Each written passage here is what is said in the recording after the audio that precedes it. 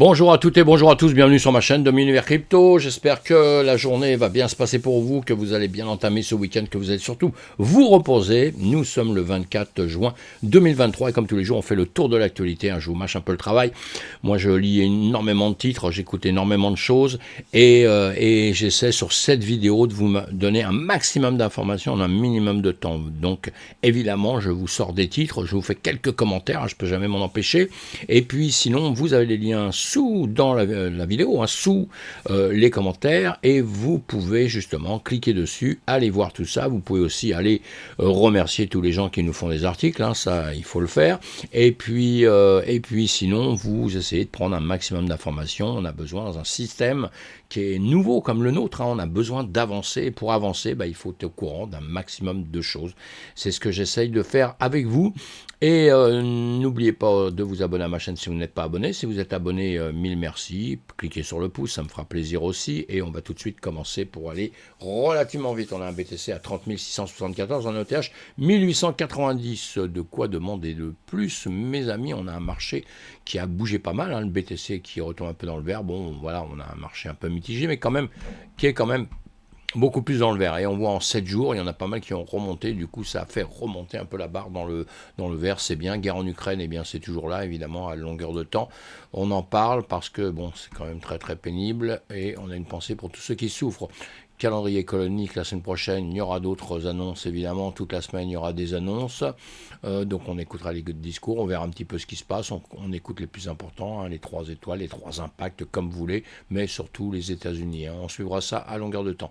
Et sinon, sur les graphiques, s'il veut bien s'ouvrir, voilà, on a notre BTC, S&P 500, Nasdaq, comme je lis toujours, S&P 500 depuis quelques temps redescend, nous sommes en 4 heures là, bon, il avait fait une belle montée, il redescend, le Nasdaq pareil, et nous le BTC, voilà, j'ai des alertes, c'est pas bien grave, j'ai le BTC nous qui se remet à remonter, c'est génial, super bien, on va pas se plaindre, mes amis, on va pas se plaindre de ça. On est arrivé à 31 000, on joue sur cette zone des 30 000 ici, voilà la zone violette que je vous ai mise ici, qui est importante, mais on aura surtout les 32 000 à passer, cette zone-là, on la reverra sur d'autres choses aussi, mais on aura surtout cette zone à passer. Il faut qu'on passe cette zone des 32 000, surtout, c'est la plus importante pour moi. C'est pas les 31 000 pour moi, c'est les 32 000 qu'il faut vraiment passer. 31 000 ici, on risque de revenir un peu, récupérer un peu vers le bas. On est venu chercher des liquidations ici plus haut que ça. Je vous explique ça sur d'autres vidéos, justement, où on pourra voir ça un peu plus confortablement. Voilà, là vous l'avez sur le spot, donc Bitcoin ici, vous voyez, c'est une grande mèche, comme je vous le disais, on circule par ici, et donc la zone importante, c'est ça, c'est celle-ci, 32 000 ici, d'accord. Et sinon l'Ethereum, il suit le BTC, voilà, le BTC a performé pas mal. On a le PP qui a augmenté beaucoup, tout le monde en reparle, puisque quelque part il y a quelque temps, les gens étaient très FOMO dessus. On n'oublie pas quand même que bon, faut pas aller non plus s'éclater tout de suite dessus. Faut les profiter quand ils sont en bas et quand ça démarre. Une fois que c'est en haut, faut attendre parce que là aussi, ça risque de revenir. Je donne juste comme ça un petit détail. Allez, Cryptost. FTX réclame 700 millions de dollars à l'entreprise d'un ancien assistant de Hillary Clinton. Voilà, pourquoi pas. FTX à suivre, tout ça, évidemment, on est dans l'aventure SBF, évidemment. Le FTX qui nous a fait souffrir énormément, à longueur de temps, on en parle, c'est en procédure tout ça, donc monsieur attaque madame, madame attaque monsieur, etc., ça se fait à longueur de temps. Et on suit ça pour ceux qui sont des amateurs de FTX et des amateurs de petites histoires. Vous allez suivre tout ça de près. Moi, j'attends un petit peu que ça avance bien pour qu'on puisse un peu voir comment tout ça, ça va se... comment la finale, quoi. La finale, moi, ce qui m'intéresse toujours, c'est les finales. Entre-temps, c'est souvent des blablabla, c'est tout. Les fondateurs de True Arrow Capital, alors insolvables, on s'en souvient, sont de retour sur la scène de crypto avec 3AC Ventures. Ouais, alors ça c'est pas mal, on a déjà un petit peu parlé dans le passé, évidemment, ça revient, vous allez lire cet article si vous en avez envie. Moi, mon idée, c'est que des gens qui ont déjà bien pété des entreprises, où voilà, ils remontent autre chose, pourquoi pas, à suivre, mais avec beaucoup de précautions. Le FMI déclare que l'interdiction des actifs cryptographiques pourrait ne pas être efficace à long terme. Ah oui, ils ont changé un peu d'avis, eux, et, ils disent que maintenant, je pense que tout le FMI, comme le reste, je pense que d'un seul coup, ils se rendent compte qu'ils ne peuvent pas supprimer la cryptographie. Ils ne peuvent pas, bon, la cryptographie c'est sûr, mais tout ce système des blockchains, de la crypto, de la DeFi qui arrive, qui est là, hein, mais bon, eux, ce qu'ils veulent, c'est contrôler évidemment les monnaies numériques. Et ils s'aperçoivent que c'est plus compliqué pour eux que ce qu'ils avaient bien pensé au départ. Donc maintenant, ils vont plus dans le sens à dire tous, hein, ils vont plus dans le sens à dire bon bah d'accord, ouais c'est là, moi je suis pas pour, ni voilà, j'aime pas trop, etc. Mais bon, on va essayer de les réguler à fond pour pouvoir bien les centrer sur quelque chose. Hein. Et nous, on voudrait décentraliser justement, mais eux, ce qu'ils veulent, c'est bien nous centrer sur quelque chose, pouvoir bien diriger tout ce monde de la monnaie numérique hein, qui est en train de se créer, d'avancer et d'exploser. Hein, et le Web3, évidemment, hein, qui arrive à grands pas. Il y en a beaucoup qui n'ont pas encore compris tout ce que c'était, mais ça va venir.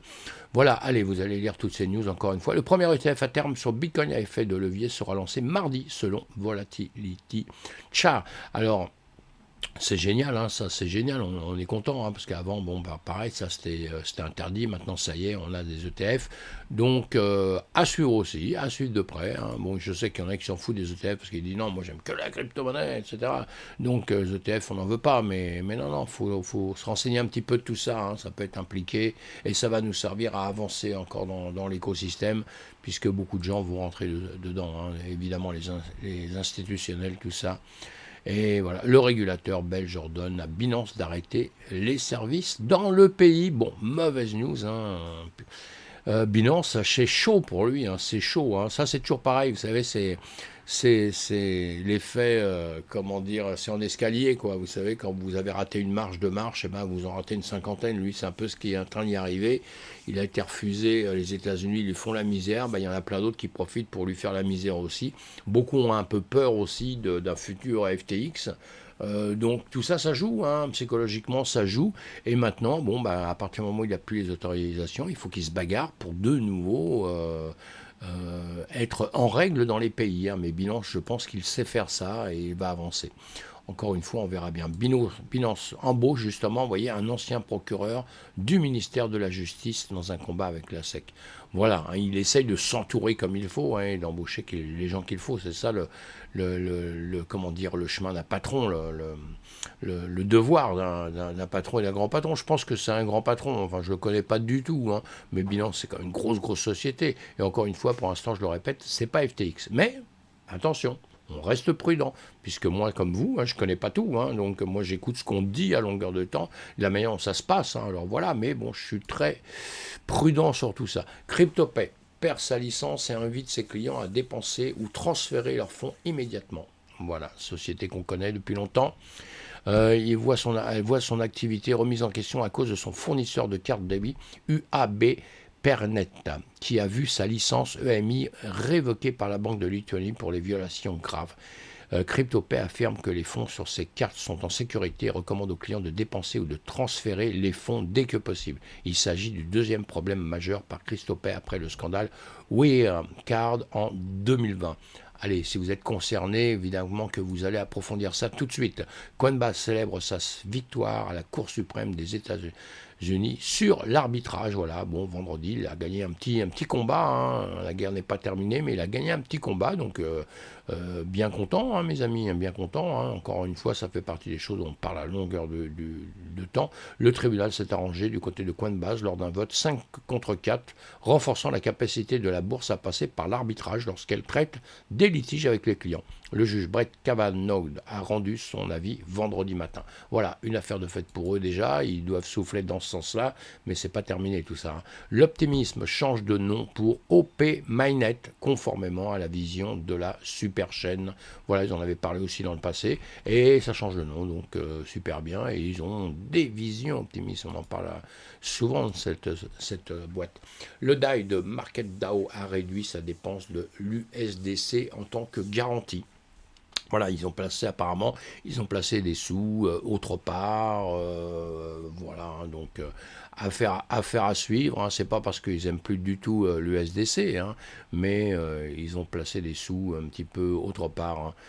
Maintenant, ce nombre est tombé à environ 520 millions de dollars, ce qui indique une baisse de 78% du montant de l'USDT directement utilisé pour soutenir DAI dans ses propres quotas. Cela dit, le projet a encore une exposition supplémentaire à l'USDC grâce à son accord avec Coinbase. Oui, ils ne sont pas en train de fuir, hein, l'USDC, mais ils placent de l'argent autre part, hein, voilà. Ils en ont placé autre part. Vous l'avez dans l'article là, si ça vous intéresse, ça vous passionne. Et puis, on va parler encore de l'USDC. Et donc, SAP teste les paiements transfrontaliers à l'aide du stablecoin USDC, hein, donc celui dont on vient de parler, hein, qui est l'USDC de Circle. Voilà, l'expérience est menée sur un réseau de tests Ethereum. À suivre tout ça. ZK Quid. Alors je vous ai mis cet article-là qui est pas mal, c'est pas mal, parce que vous avez des explications sur le principe du ZK. Pour ceux qui ne connaissent pas, ZK Credo, voilà, ZK indique ici la preuve de connaissance nulle qui est l'une des techniques cryptographiques. Le ZK Credo sera résumé comme un ensemble de pensées et de croyances à travers ZK Révolution, une vision du monde révolutionnaire avec des preuves à connaissance zéro et les principes ZK, principes de base pour l'application de preuves à connaissance zéro. C'est un peu technique. Ceux qui ne connaissent pas, lisez ça, ça vous donnera une petite idée, hein, de ce que c'est. C'est pour ça que je vous ai mis cet article. Les NFT non officiels BlackRock et Etherrock rapportent 750 000 $ en volume de transactions. Bah voilà, bonne news, hein, une collection de NFT. Et excusez-moi de bégayer les matins, attendez, je finis mon café.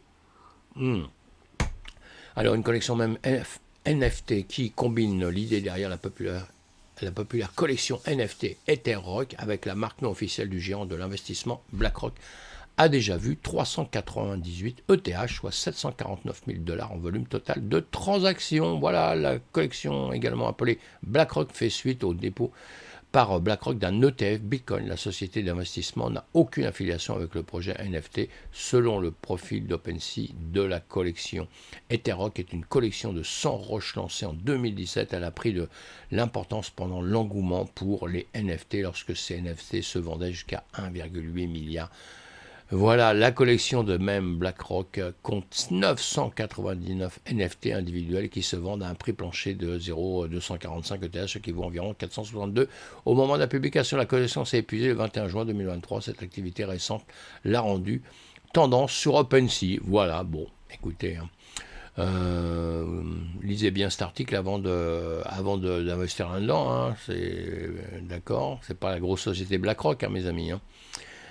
Expert. Alors, c'est pourquoi la Russie devient un hotspot de crypto-minage. Oui, il nous explique que la Russie est de plus en plus impliquée dans le minage, des coûts d'électricité pas chers. Beaucoup de sociétés sont parties s'installer là-bas. Donc, on se demande si ça ne va pas devenir le plus grand centre. La grande majorité des équipements ont été achetés à crédit par des mineurs américains. Cela signifie que le nombre d'entreprises surendettées sont maintenant en voie de faillite ou ont déjà fait faillite. Alors ça, il parle des États-Unis, ceux qui sont utilisés aux États-Unis. Et les États-Unis, on sait qu'ils souffrent avec ça. La Russie est l'un des plus grands producteurs d'électricité au monde et les prix de l'électricité dans ce pays sont parmi les plus bas du monde, vous voyez, donc pourquoi on irait miner là-bas. Le climat froid permet également aux mineurs d'économiser sur les coûts de refroidissement de leurs fermes minières. Évidemment qu'on sait que c'est un gros problème quand on mine, c'est la température qui augmente, et là, dans un pays froid, on a tout de suite compris que voilà, c'est beaucoup plus simple. En général, la Russie a toutes les conditions nécessaires pour devenir un lieu attractif pour les mineurs de crypto. À suivre, mes amis, à suivre, à suivre. Dolzio, la folle histoire du métaverse pour adultes consentants. Voilà, j'en dis pas plus, adultes consentants. Les photos suffisent, donc vous allez voir tout ça si ça vous intéresse. Ça fait partie évidemment de notre écosystème, des projets qui rentrent en ligne de compte. Voilà mes amis, merci de me suivre. J'ai bégayé un peu, mais c'est le matin, faut pas m'en vouloir. Il y a des fois j'ai des petits problèmes d'élocution et je fais tous les efforts possibles pour être compréhensible.